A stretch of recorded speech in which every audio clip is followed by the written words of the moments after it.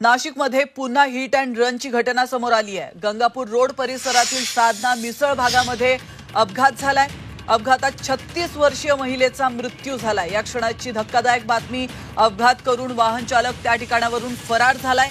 अपघाताची घटना सीसीटीव्ही कॅमेऱ्यामध्ये कैद झाली आहे। तर गंगापूर पोलीस ठाण्यामध्ये अज्ञाताविरोधात गुन्हा दाखल करायचं काम सुरू आहे। 2 दिवसात हिट अँड रनची ही दुसरी घटना नाशिकमध्ये घडली आहे। तर आपण या दृश्यांच्या माध्यमातून पाहू शकतो, अतिशय धक्कादायक हे दृश्य आहेत। नाशिकमध्ये पुन्हा एकदा हिट अँड रनची घटना घडलेली आहे।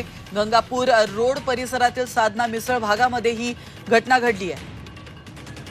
तर याविषयी अधिक माहिती देण्यासाठी आपले प्रतिनिधी सागर गायकवाड फोन लाईन वरून आपल्या सोबत जोडले गेलेले आहेत।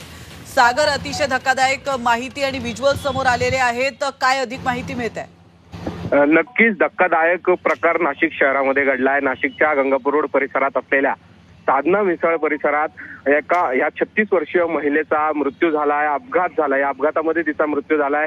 हिचा सीसीटीव्ही समोर आलेला आहे। या सीसीटीव्ही मध्ये ही भयानक दृश्य जी आहेत ती दिसत आहेत। महिलेला हा भरधाव वेगाने उडवून ती महिला 10 ते 15 फूट वरती उडून खाली पडलेली आहे आणि तिचा अपघातात मृत्यू झालेला आहे।